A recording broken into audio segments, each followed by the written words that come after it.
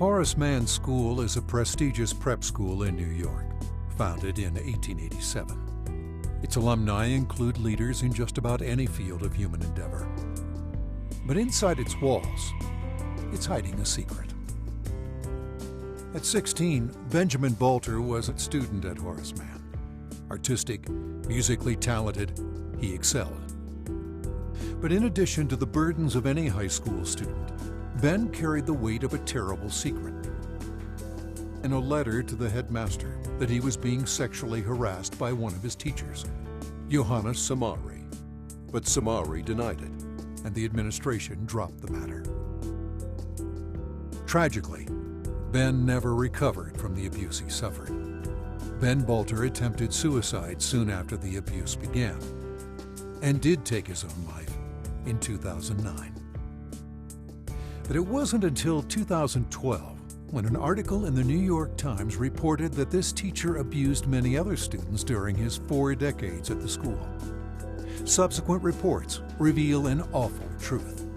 For 40 years, Horace Mann harbored dozens of sexual predators, including a chaplain and a headmaster.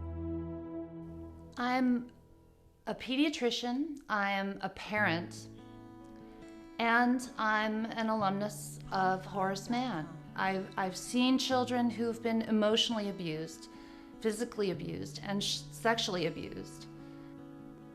The scars that these children acquire through any of those methods of abuse stay with them for a lifetime. When I first read the article in the New York Times, I was in disbelief.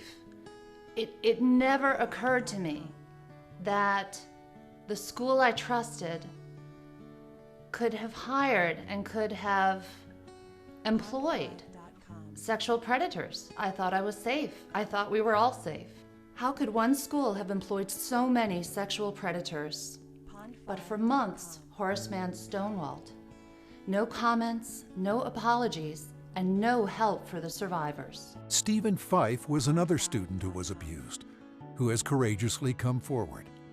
He describes being abused by another teacher at the time, Robert Berman. I went away on a trip to Washington, D.C.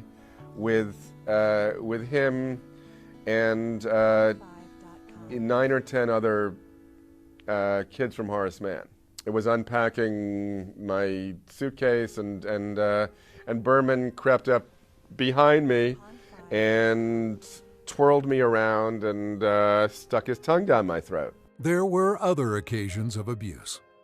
Berman had me masturbate for him, disrobe in his apartment for his enjoyment. His manipulation was very on target and very effective in terms of making me feel like somehow I must be responsible for his having done that.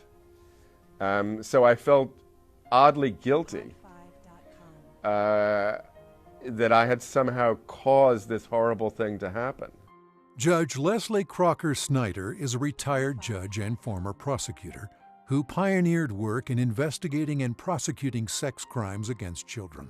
Because one of the most shocking things was that many of the instances had been reported, sometimes multiple times, to teachers, to administrators, to the Board of Trustees, and nothing was done. I went and complained to the school, and I went to see Mr. Leaworth, who was the head of the upper school. And Leaworth immediately went into this other mode of, like, you know, think about what you're doing. If you file a public complaint, he said, well, let me tell you first that the Horace Mann policy is to side with the teacher. He gave me a note from Mr. Clinton which said, it's my strong recommendation that you do not file any complaint. The school will not be on your side, and you will only tarnish yourself.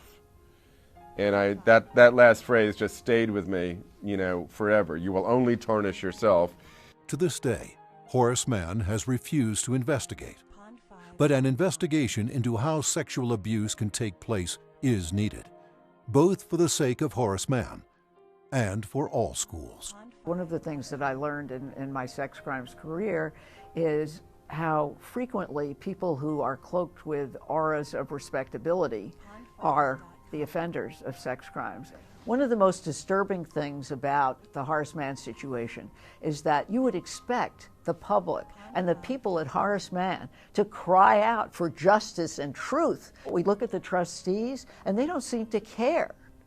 You would feel that they would want to get to the bottom of it and make sure that there are processes in place, independent processes, which would make sure that these things could not happen again. Even with all of the painful accounts of what had happened to our fellow students, the Board of Trustees and the administration still would not initiate an independent investigation. A group of individual alumni from all different corners of the globe and the country got together and said, we need to do something for our friends. We need to do something for our fellow alumni. The school is not taking responsibility. The school is not doing what is right. We need to help these survivors. It became clear to members of the Horace Mann Action Coalition that a truly independent investigation, looking at the documents, hearing everyone's account, even interviewing those accused perpetrators who are still alive and getting their account, that all of it was important. I think any student of history can understand that without knowing the facts, without knowing the truth of what has happened, we are all more likely to see history repeated. They asked if I would consider leading an investigation into it. Volunteer members of the Horace Mann Action Coalition have spent a tremendous amount of time and contributed financially to get us this far. But we need an additional $150,000 to complete this important investigation. The report will be in 3 parts. The first will be a summary of the sexual abuse that occurred.